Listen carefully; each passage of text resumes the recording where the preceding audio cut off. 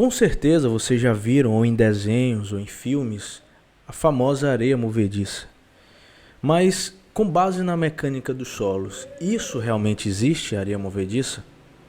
Então vamos conferir. Para responder essa pergunta, vamos olhar esse permeâmetro, essa figura que está aparecendo aí na tela. Todo mundo aí já deve ter visto, ou quem é engenheiro ou ainda é aluno, mas esteja um pouco mais avançado na engenharia, deve se lembrar dessa imagem, que é o permeâmetro. Ela nada mais é do que uma camada de solo, no caso aqui arenosa, submetida a um gradiente hidráulico. Por que esse gradiente hidráulico? Devido a essa altura H. Então essa altura H com determinada vazão constante, ela vai forçar toda essa água aqui nesse tubo fazer esse movimento, né? Ou seja, devido a esse gradiente hidráulico que está acontecendo. Quando essa água ela passa pelo solo, ela vai gerar um determinado fenômeno, e que é bem simples. Imagine um solo no qual a água está passando de baixo para cima. Perceba que vai empurrar as partículas daquele solo. E tudo se parte desse princípio. Aqui o solo, a gente sabe que em termos de deformação, de tensão, tudo está relacionado principalmente à tensão efetiva do solo, que nada mais é a tensão relacionada a contato de grão a grão. Essa tensão aqui nos solos arenosos.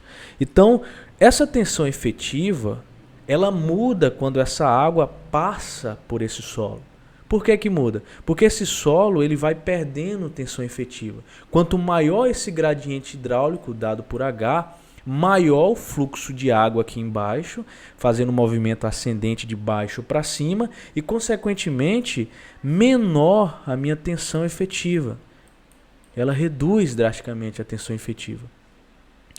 E eu quero que vocês entendam, se esse fluxo de água proveniente desse gradiente, né, hidráulico, ele for de tal magnitude que a tensão efetiva se torne zero, ou seja, essa tensão efetiva ser igual a zero, nós temos o fenômeno nitidamente da areia movediça.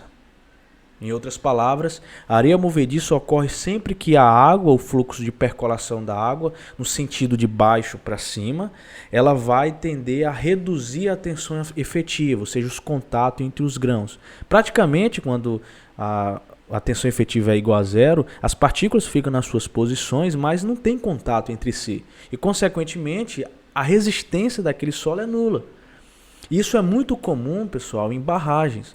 A gente tem, por exemplo, uma determinada barragem, vou fazer aqui um esboçozinho rápido, tá? Vamos imaginar um nível d'água aqui e outro nível d'água aqui. O fluxo de percolação dessa barragem, nesse sentido, quando ele chegar aqui, ele vai fazer justamente esse movimento que causa a areia movediça. E aí nós temos esse fenômeno muito comum aqui nesse local de uma barragem. Tá? Entenda, se esse fluxo de água fosse ao invés de ascendente for descendente, ele aumenta a resistência daquele solo. Então, se essa água viesse nessa direção, né, ultrapassando o solo, aí não teria problema, ele teria uma resistência. Mas quando ao invés de ser descendente é ascendente, ele causa a redução da tensão efetiva e, consequentemente, gera o fenômeno de areia movediça.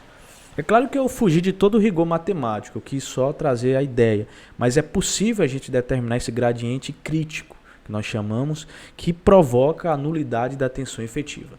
Mas, posteriormente, a gente pode tratar desse rigor matemático em outras ocasiões.